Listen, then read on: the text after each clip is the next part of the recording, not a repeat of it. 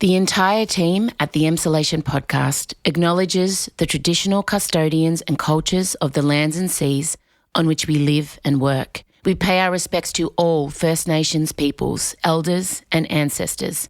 We acknowledge that sovereignty was never ceded and stand in solidarity towards a shared future.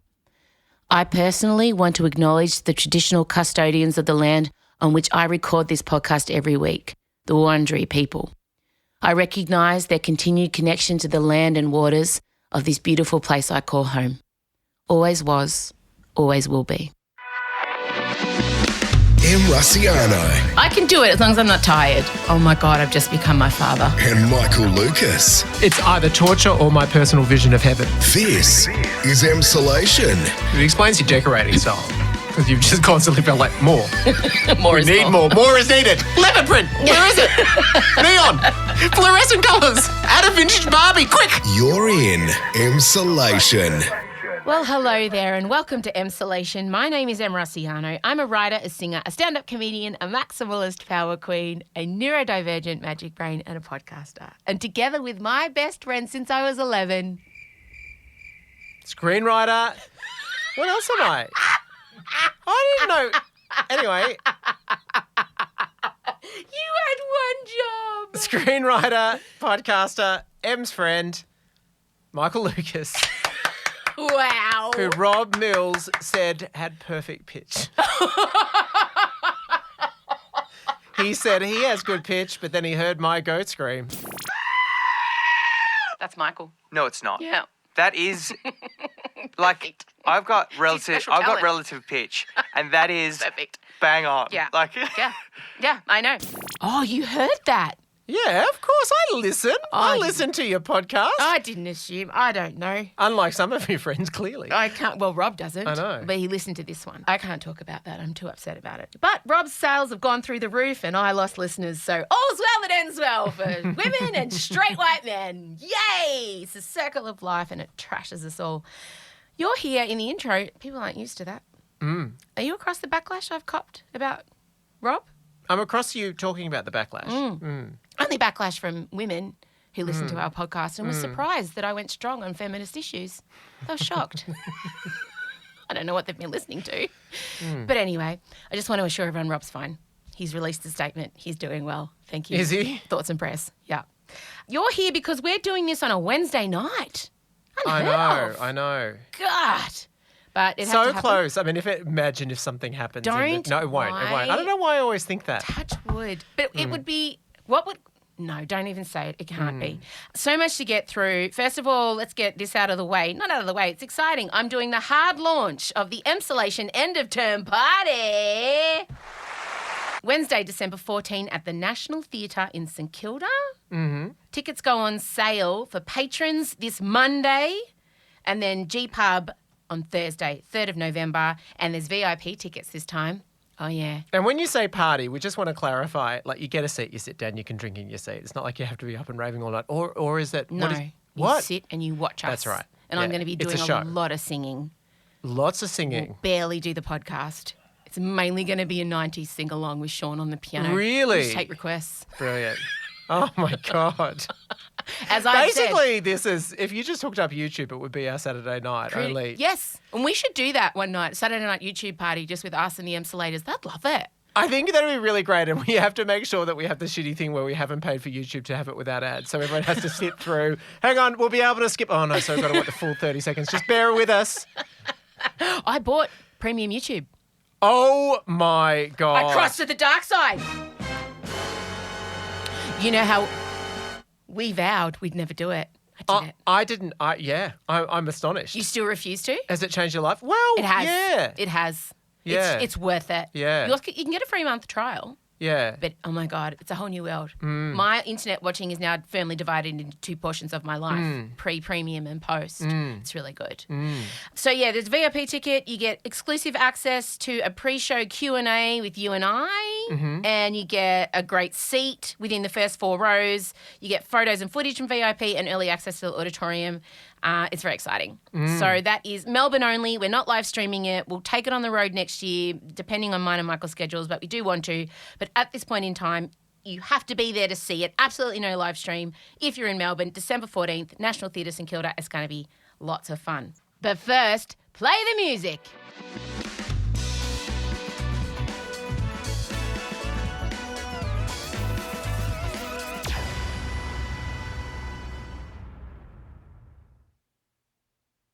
M. Luciano and Michael Lucas. This is Emsolation. While floods overwhelmed suburbs and towns in Victoria and New South Wales last week, Michael, the Bureau of Meteorology, aka the BOM, decided that it was probs the perfect time for a bit of a brand refresh, a tiz-up, a facelift, a zhuzh. They spent $220,000 on the overhaul, which spectacularly crescendoed into them requesting the public and the media no longer refer to them as the BOM. What did they want to be called? The Bureau. The Bureau. Which is the name of a film and a TV show.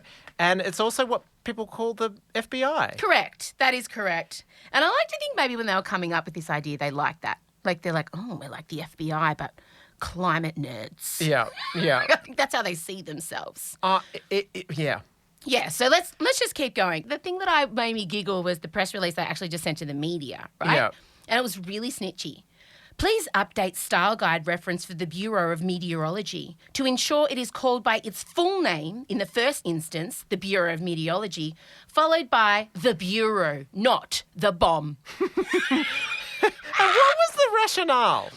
Well, I'll tell you. So they felt that, here, I wrote down their exact, until now, this is from the BOM. Until now, our name and visual identity were expressed differently across content and channels. Feedback from a wide range of customers, partners and stakeholders and staff have been that this variability can sometimes impact negatively on the effectiveness of our messaging. So we got to change the whole thing. That's why they did it. So they hired a company, a marketing firm called the C Word. What the fuck is hell? I mean, straight away, no. Yeah, I know. Straight You off really the got bat. to think. I'm not sure you're calibrating things so that you know how that they land. Because Like, only men would find that funny. Like, only men. And also the C is lowercase. that makes it even more vivid in a way. Thank you, everybody. They decided 18 months ago that this needed to happen. So they've spent 18 months and specifically paid $70,000 for the name idea, the Bureau, which was already within their name, so they didn't go too hard. I would have liked Weather Wizards. Weather wizards tearing up Monument Point. It's kind of an all-hands-on-deck type situation. Like, pay me $20,000 and you can have weatherwizards.com. I think that's much better. And the thing with this is the BOM have huge issues, right? Mainly around doing what they're supposed to be able to do, which is predict catastrophic weather events, accurately tell people what's coming in the future, long forecasts, but just information being available. And what they need to do is fix their fucking website. Have you seen the website? It's a schmozzle. It's an ADHD nightmare. Oh, really? Oh, God. It is really confusing compared to, like, when you go to the Apple Weather app. But see, the weird thing, it's making me realise now, any affection or loyalty I had was simply because it was called the BOM, and that sounds fun. It's the perfect name. Yeah. They have a short name that is the correct acronym for their business. It's the website, bom.com.au, and like it's the kind of brand association marketers dream of. I know. It's colloquial. It's cool. It feels like we're the country that would call them the BOM. So Yeah. we love that aspect of it. Exactly. And so, like, I just don't understand why. And there are so many other things they need to fix, like the toxic work culture, for example. The place is not a great place to work. There's been multiple complaints from staff about behind-the-scenes alleged bullying and not being paid for overtime and no fatigue management. And so it feels like the house is on fire and they've chosen to just pot some plants out the front rather than hosing the fire off. And so I just don't understand, over 18 months, with all these catastrophic once-in-a-lifetime weather events occurring every 3 months, why they felt this is where they should throw the money. I just... And to announce it during some terrible flooding. Again. And then it gets worse. So they send out the press release. And on the bottom of the press release is written the Twitter handles of their new brand. And the first thing you do when you decide to rebrand and you want to take on a website, or you check a copyright, you check if it's available, you see if someone else has got it, don't you, Michael? Oh, my God. Don't you? Yeah. This is so astonishing. It's just a quick Google. Yeah. Isn't it? Can I just say, we do this when we're naming fake businesses in TV shows. It's just standard. We could be, even when we're naming like characters that only have one line, we do a full Google. We absolutely assess everything just to make sure, and we get a legal team involved. And this is on like low budget Australian productions. To imagine that someone would attempt to rebrand without just checking out, just doing a simple thing. I need a royal commission into this. I do too. But I need it just because it sounds like it'd be really entertaining. It sounds like the fucking games. Yeah. It sounds like a working dog. Yeah, Utopia. Absolutely. Where's our name? Didn't need it. On a logo? Not when you've got something that strong. Except for the fact that if it was pitched, You wouldn't believe it. No, it's just too stupid. You just wouldn't believe it. So, like, the press release goes out with the Twitter handles. And so, the general public straight away, some, people in the media, people about Twitter users go and check the Twitter. Oh, it doesn't exist. Oh, so it's up for grabs. So fucking G-Pub, they grabbed the Twitter handles because the BOM, over 18 months of having this rebranding in process, sent out a press release with the Twitter handles before checking if they could have said Twitter handles. Oh, my God. It is wild to me. I don't understand. And one Twitter user who managed to grab it and changed it from @Bureau_New South Wales, changed it to dubomb.com. Yeah. He made some demands and said, you can have the Twitter handle back from me if you, 1, give me a weather balloon, I'll settle for a regular one. 2, a signed photo of Sunrise's weatherman Sam Mack. Yeah. And 3, the power to manipulate the weather like Halle Berry in X-Men. Hang on to something.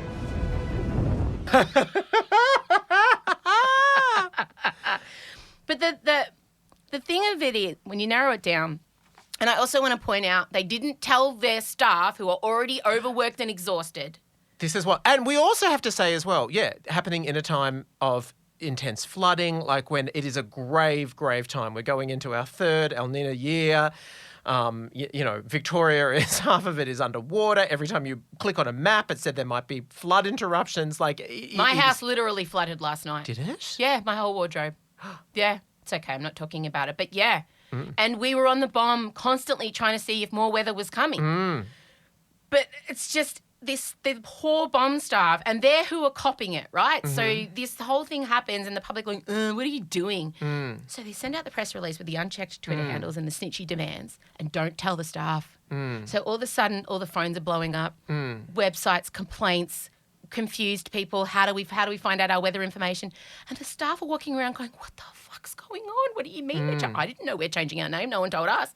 And then they've also come forward and said if they don't refer to it as the Bureau, they get treated like naughty school children at work. So I just want to, just in case anyone is confused, the Bureau of Meteorology during an absolute weather crisis, climate crisis, attempted to start their own nickname. Let's be very clear about what's going on. I know. And also, you speak as someone who yourself tried to start a nickname. What were you, Jet? Jet. Lena Dunham learned, don't declare yourself a gay icon if you're not one. And the BOM have tried to start a cool nickname that no one wants to The weirdest thing is they had a cool nickname. Agreed. The absolute coolest. That's the BOM! What other government agency has anything as good? If only the ATO. I mean, they must have looked at it and went, I wish our letters came together to be something exciting. ATO. That's what have we got? We've got nothing. You know, We can't even rearrange them. the C word in bomb could, like the C-BOM. They could get together and fuck everything, which is what they did. But they have now backtracked. Oh, my God. Well, Tanya Plibersek also weighed in. Oh, and she said- was pissed. What did she say? What? Tell them. Oh, I don't know what she said, but I know that they Yeah. weren't told about any No. of this. Oh. She just said, I don't give shit about this. I just need to know when the storm's coming. Yeah. Basically. As do people in flood-affected areas. Correct. They've now backtracked and said that This is so petty. The community is welcome to refer to the Bureau any way they wish. Still trying to force that nickname in. Still trying to get in there. Still saying it even in there. Including referring to us as the bomb. Oh, thanks. How generous! We will anyway. But also... I will never call you the Bureau. I'll never call you the Bureau. You will always be the bomb. It's just a bomb. And every single article I read, the bomb. None of them. Oh, every absolutely. journalist, I Absolutely. respect the pettiness. Oh, totally. But also the other thing that happened was that, of course, it frustrated all the staff that weren't let on anything, which led to an expose of a toxic work culture. Shot themselves in the foot. Shot themselves in the foot. Yeah. So they went for a rebrand, and then in the end, I've never before. I mean, as you pointed out now, yes, the layout of that website's terrible. Basically, I'm like, oh, I like that nickname bomb, and I get my weather there. Now I know toxic workplace culture. Because in my mind, it was just one guy in a shed with a satellite dish. Absolutely. Stressed with a calculator. A weatherman. And now I know. In a vest. Yeah. And he's got a pointer, even though I know he's not on television, but that's what you need And if I you're doing things forgave with him weather. for the shit website. That's right. You know, because it was probably built on like some DOS 90 system. Because I had affection for him because he had a cool nickname. Yeah. Bomb. Now we know. Now we know it's a persecuted person. Yes. And all of them are exhausted and underpaid and overworked. It's got to be, I think it's going to go down in history as one of the most profound branding disasters. It could not have gone worse. Or could it for someone else? Go, that's your big moment. This is your big moment. Okay, well, it is. We've exercised, as political nerds, we have not touched on the supreme clusterfuck that is the political situation in the UK. And Australia, I mean, we had our times, didn't we, with prime ministers in, out, but they have taken it to the next level. And obviously we sort of let this slide by. But Liz Truss ascended to the Prime Minister's office, not via public vote, of course, after Boris Johnson was sort of given the heave-ho. Yes. Met the Queen. The Queen died the day after. Yeah, exactly. What an entrance. What an entrance. Some would say some foreshadowing there. Oh. Not a great omen. No. If the Queen dies the day you meet her, like the day after you. Oh, totally. And one of my favourite tweets in the whole situation was someone saying who was PM when the Queen died is going to be a god-tier trivia question in about 30 years. And that is so true. That is so true. Yeah. But what was fascinating was she was very, very conservative, and she always had crazy ideas about what to do with the economy and how to fix it that were ridiculous. And when she was on the campaign trail, well, she wanted to become Prime Minister, sort of saying, what I'm going to do is I'm going to solve inflation and everything because I'm going to give enormous tax breaks. How will you pay for it? Well, we will borrow money. So you're going to borrow money to give massive tax breaks to billionaires. That was the plan. And economists were going, that wouldn't work. I mean, that's crazy. That's crazy. You don't go into that much debt.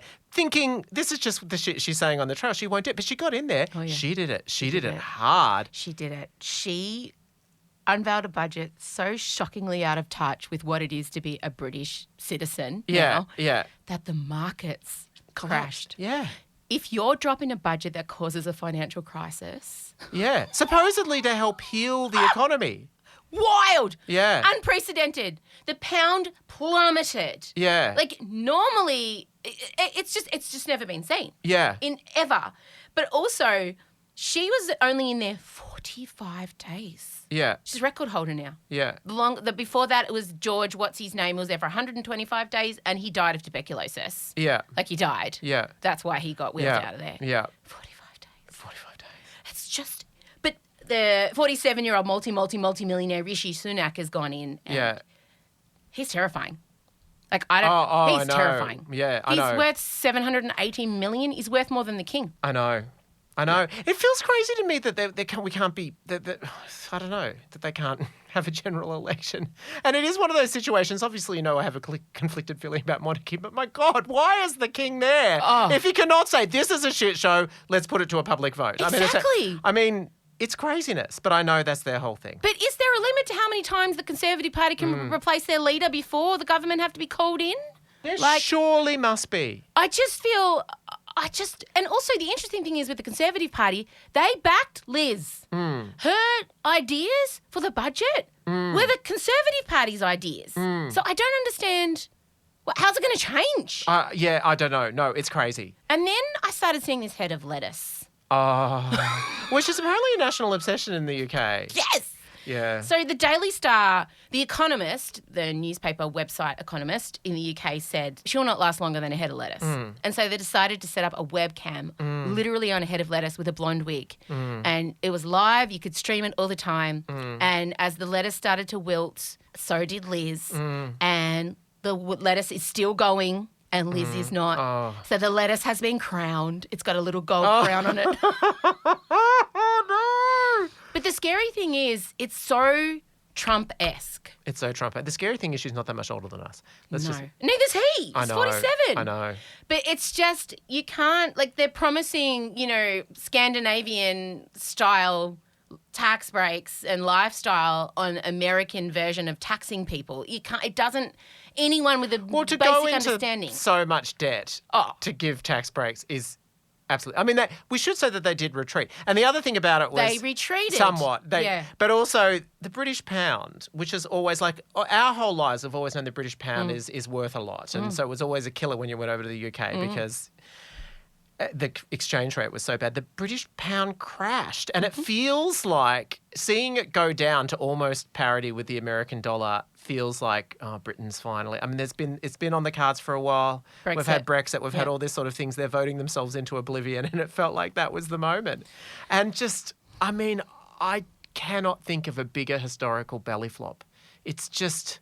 Other than the bomb. Other than the bomb. Yeah. Thankfully the bomb has slightly less consequence on it. But not at the moment. Well, true. Not for we us. really need them. Oh, my goodness. And it is, as Ben Wasley pointed out to me, our EP, it is a bad time to be a Liz in the UK. Someone on Twitter said to check on Liz Hurley. She's fantastic. She's still. amazing. Oh, She's my God, as can an wear age white today. pants. Absolutely. Bikinis in us. Not that we celebrate that. Not Yeah. that we celebrate that. Yeah. M. Russiano and Michael Lucas. This is Emsolation. Just thinking about what's next.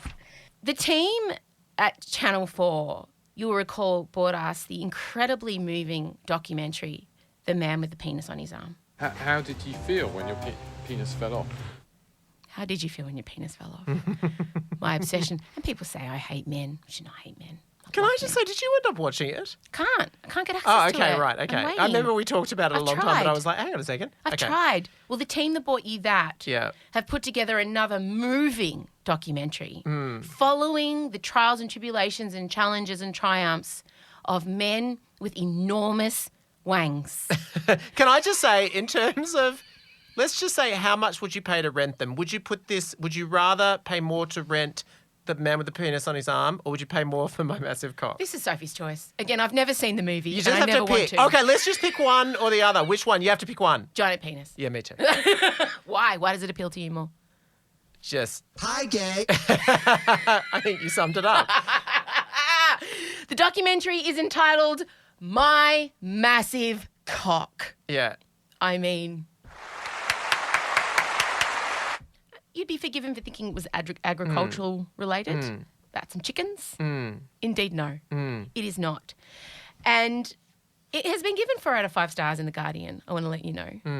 And initially I went into this like, oh, this is going to be hilarious. But then I found myself, as I researched, I found myself feeling for the men and their enormous penises. And of course, the first thing you want to know, obviously, is when you say big, what are we talking here? Yeah. So the biggest one was on a very small man. He's How tiny. tall? 5'6", shorter than me. He weighed nothing, like 65 kilos. 10.5 inches. Wow. And I quote, I do get lightheaded when fully hard. Don't you laugh. Don't you laugh at the peril. No, it sounds like the a... giant. Don't you laugh. This is horrendous. No, he was giggling. He giggled. To be fair, there's a lot of sniggering and a lot of joking from the dudes. They get it. But also, humour and heart, light and shade, it's allowed. Okay, we can have some nuance in this. But being able to say with a straight face, when I get hard, my dick's so big I almost pass out is... It's an amazing line. It's an amazing line. One young man, he had... Oh, my God. So do you understand 8 inches fully erect is 20.3 centimetres. So this guy's got your standard ruler, this 10.5-inch dude. You know, your ruler you used to rule your lines in exercise books in primary school. I'm familiar with them, The yes. length of a wooden ruler. Yeah. That's how big his penis is. And then there's one poor chap whose penis is 7.5 inches long and 7 inches wide. Now, when I first heard that, I thought that meant it was essentially like it was like a cube. But in actual fact... I thought cube dick too. No, but yes, It's still phallic. Yeah. But it's like a flesh room. Meat for vegetarians. You'd be struggling for an orifice to place that in. Well, they had his girlfriend on with him. And she's a petite queen. We'd have some questions for her, wouldn't we? Oh, I just want to put the microphone straight down to the business end and ask the questions of her There's vulva. plenty of things you could do without penetration. Did they clarify? They did not clarify. They do it. So this, Really? But yeah. did they specify penetration? No, they don't. Of course. They don't go into. But when you read the tweets about it, like people were just genuinely because apparently the first 5 minutes is just ginormous dicks on display, just cock everywhere I look. But I'm sorry, it's fine.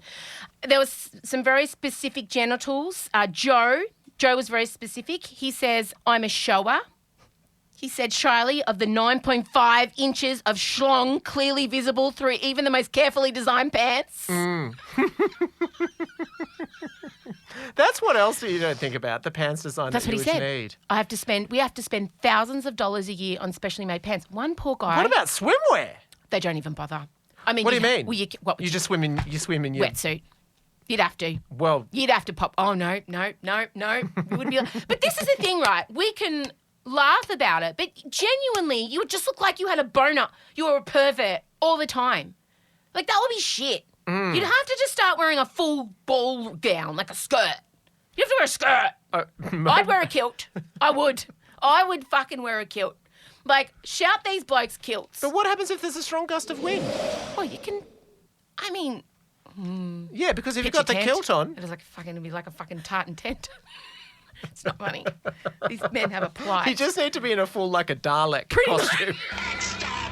Wandering around. Not funny. This is their tribulations. Don't. I'll get. No, I know. I love and how you reverent hate you're men. being. No, you won't. hate men. Oh, these people are no, really sad. Let us have a moment of silent, reverent respect and sympathy for incredibly well-hung men. No, this does sound like a liability. It is. I'm just trying to find something that isn't going to. Can I just say, if this company, the sequel, What? has got to be My Massive Vagina. Flux. Yeah, My Massive Flux. Vagina. My And huge then vulva. the third My one in the vulva. trilogy is Yeah. the combination. It's a dating show. How? Come on, Channel 4. That's very heteronormative of you. Okay, okay. my mouth. Well, that is then the fourth one. My massive anus.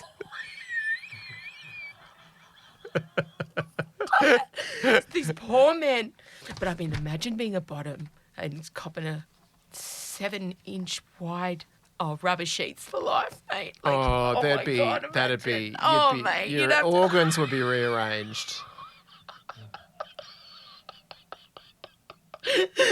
Anyway, I'm all about Channel 4. We're going to get so much. I can just hear it now. I can see it. Oh, you're making fun of men who have genuine struggles. And yes, I'm very sorry for them. But come on, they were laughing. They laugh at themselves. But the thing with Channel 4 is they're trying to make... They also had other titles that appealed to me. Bring Back the Bush. It's another doco they've got there. It's all about pubic hair. I feel that's something you'd be quite passionate 100%. about. I want to work for Channel 4. I love the idea. Can you imagine? Can you imagine me? I want to narrate the fuck out of this. I think I've made a good case with a couple of my last pictures. Gary sits down to talk about his massive penis. Yeah, it's really hard to get pants. I can't wear grey tracksuit pants ever, you know. People just think I'm a massive perv because of my massive cock. Really, Gary? Tell me more about your struggles. Is that you being you as the host? I've got an English accent. 'cause Okay, Channel 4. I don't know what was going on there. I mean, if it were me, be like, oh, mate, show us your big dick. Jesus, that'd be fucked, mate. Tell me more. Yeah, God, yeah. And then there'd be a pixelated bit of someone as he takes off his Dalek costume, just hear you going, ah! It's the penis unfurling. No, but there was one moment, and I will leave you with this massive cock. So he gathers his female. They put the dude with the 7-inch, the biggest one. He's the biggest one, the 30-centimetre primary school ruler-sized penis. And he's sitting at a table with his female friends, and they've had a prosthetic made of his dick so they can appreciate it. And he just brings the dick up from under the table like a reveal, like a duh, and then he just puts it on the middle of the table. But they pixelate out the prosthetic. It literally looks like a newborn baby is standing on the table. I'm not going to lie. Remember the baby Ally McBeal used to imagine? Did you ever watch Ally McBeal? Yeah, of course. It looked like that size, the dancing baby in the middle. But his female friends were like, so hang on. God! Are you saying to me that they just showed the past plaster cast? No. You get to see schlong. Okay. But it would be like there's a consent issue with just whipping off. Okay, yes, no, of course I understand. This was so other people could understand appreciate his it. plight. Yeah. And this was Channel 4 bringing gravitas and thought to my massive cock. And the thing I love about it is that they're literal titles. I know what I mean, again, you could think this was about chickens, but I wouldn't. Again, the man with the penis on the arm, bring back the bush, my massive cock. This is the kind of programming and titling I appreciate. It's literal. I know what I'm getting. I'm so excited. So, look, as soon as I can access it, I will, but I was so excited to see it. There was a great bit where Channel 4 said they're trying to bring back the voice to the voiceless. What do you think the voice of these penises are straight away? How do the dicks sound when they talk? James L. Jones. A king's time as ruler rises and falls like the sun.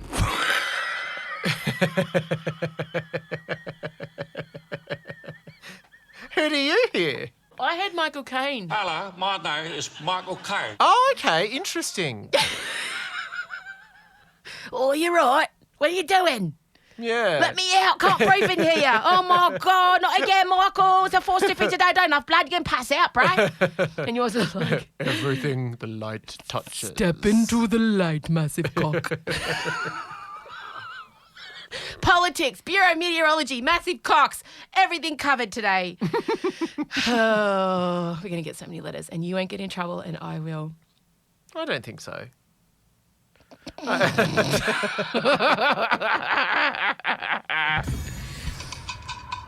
Oh, is that the sound of impending backlash? Yeah. Oh. You don't care. Well, no, I do. Not really. I don't think you're going to get it for this, though. But then, of course, maybe it's just because I'm in my bubble of male privilege. Bye-bye. Bye. Was that the end? Yep. What an ending. Yeah. This is Emsolation. All right, gang, that's all. You can address your letters of complaint to Michael Lucas has white male privilege at hotmail.com. He's still here. He's still here with the outro. Don't forget to follow us on Instagram at Emsolation Podcast. Sign up for the newsletter. It's going to be going out twice a week, shorter but more punchy. And if you're in Melbourne, please come to our live show. All the information will be at the Instagram. We've got the big 21st this weekend. We'll be having lots of updates from then. Otherwise, speak soon. Bye. Emsolation with M. Rossiano is a Spotify exclusive podcast recorded at Down the Hill Studios, hosted by M. Rossiano with Michael Lucas and sometimes her eldest daughter, Marcella. Executive produced by Benjamin Wasley. Produced by M. Rossiano. Edited by Ezekiel Fenn. With videos by James Henderson. Socials by Marcella Rossiano Barrow. With assistance from Jem Evans, plus cameos from M's dad Vincy. Get the full Emsolation experience by following us on Instagram at Emsolation Podcast. You can also sign up for our weekly newsletter. Join other Emsolators at the Emsolation group on Facebook. The answer is Harry Styles. If you really want to help us out, you could become a patron of Emsolation. Share this podcast with a friend. Give us a 5-star rating and make sure you're following us on the Spotify app by actually hitting the follow button. As always, thanks for listening, and we're excited to chat with you again soon.